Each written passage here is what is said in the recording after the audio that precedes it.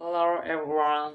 Today is I continue to read a book. The Karma of the Mind is right by Thich Quang author. Yes, and so we don't need to search for the treasure anywhere else, but to install Buddha's compassion in mind for at least 3 years, and then we can use this wealth life after life. The mind of humility, the second most valuable thing that we must have is the humble mind. Humble people always like to respect people. For example, we met a nice looking woman and we didn't know about the karma that helped her win others' admiration and consideration. But when we had a word with her, we found that she was extremely humble and always respected others. So we realized that it is her humility and compassion that makes her lovely and win people's heart. If we wish for a loving face, we must have humility, always respect people, and never depreciate their value or say an offensive word, but only appreciate them. If we can do that, we will achieved the humble mind, and that is our second treasure. I consider myself a speck of dust. There is no reason for me to be angry or greedy. I have respect for all and keep my humility forever. Reverence for Buddha, we have an absolute saint of the universe who came to this world more than 2,050 500 years ago and gave humans the beautiful truth. He was one with perfect personality and infinite compassion. He is the sun that will never disappear in this life. We will be unwise if we don't love and respect him. Therefore, as Buddha's disciples, we must wholeheartedly vow that we will have the absolute love and respect for Buddha. Every day we have to make at least 3 or 10 bows to Buddha earnestly and respectfully. Tathagata is serene and immense. I bow my head to express my love for you, whose compassion spread in all directions. How much my love will never be enough. Your wisdom reaches infinity.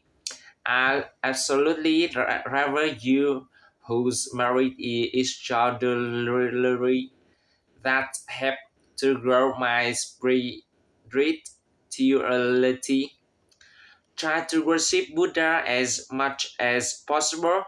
When we go on a busy trip and cannot come to a pagoda or a place that has an altar of Buddha, we must often chant Buddha's title but like to have a word with Buddha and not for the rebirth in the Poor Land.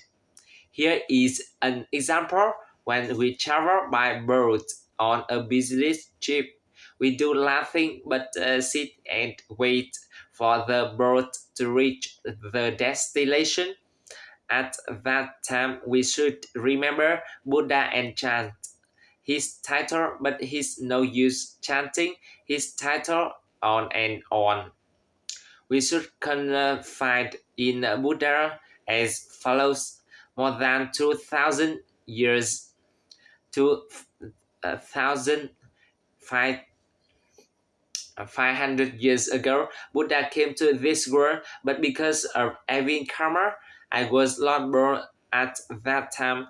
Now I learn about Buddha, so please love, guide, and bath me in the aura of Buddha so that in every second I won't say or do anything against your teachings.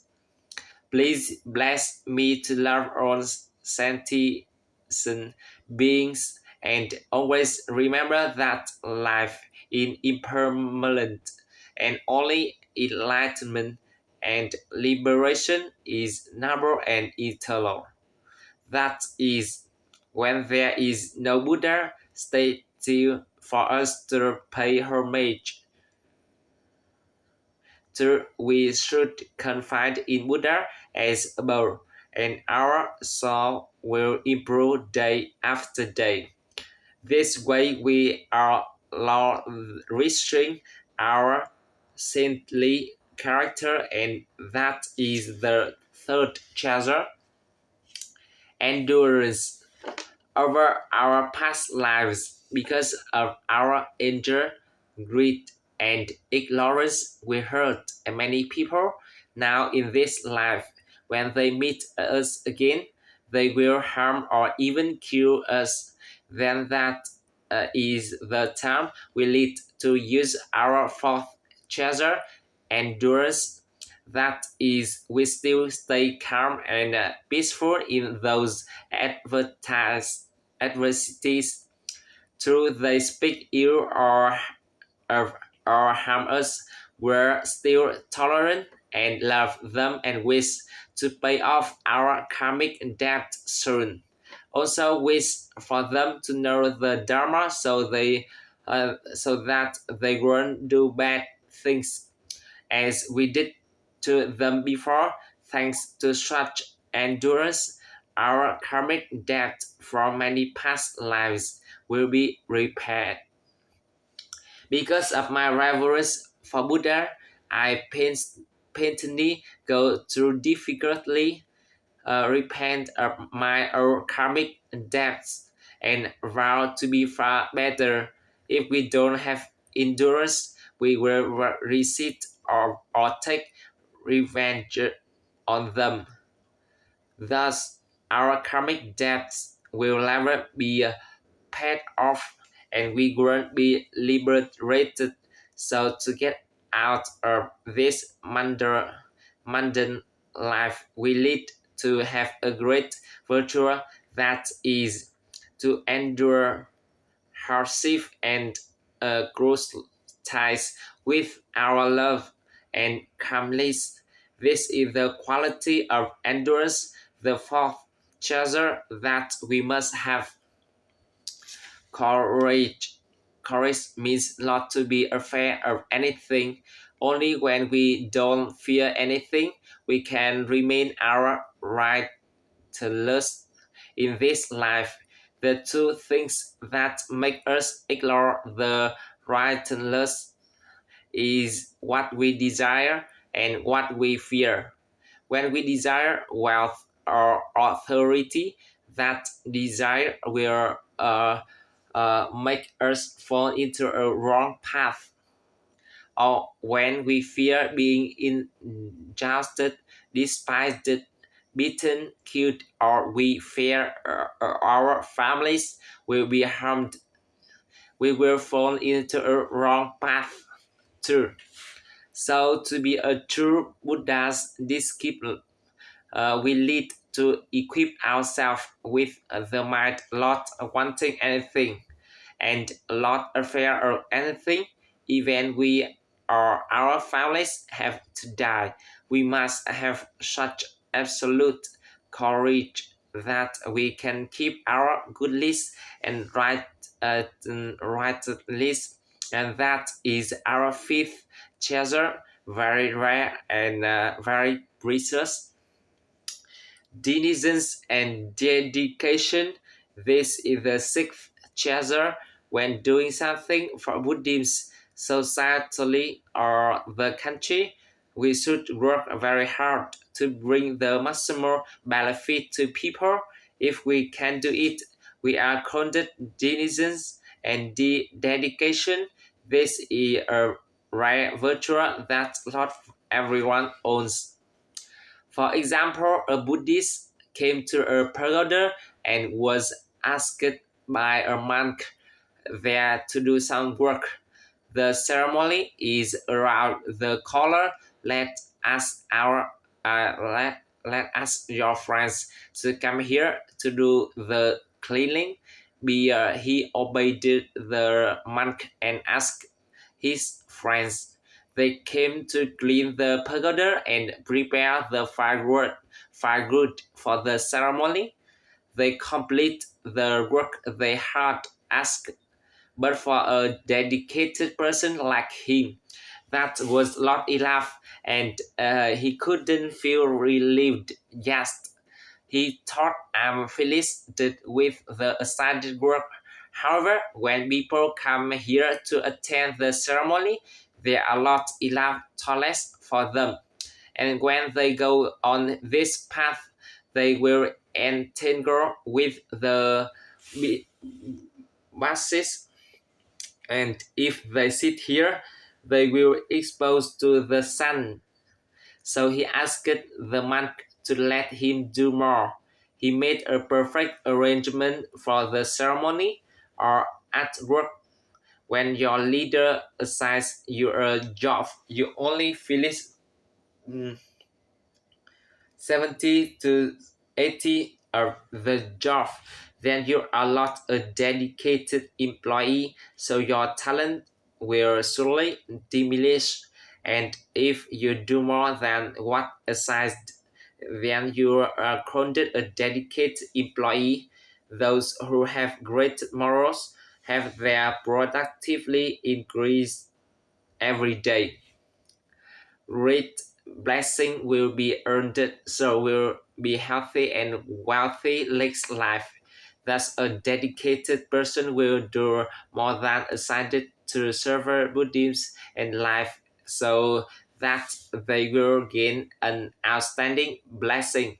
Later, they will be more talented and blessed, and will surpass the people around life after life.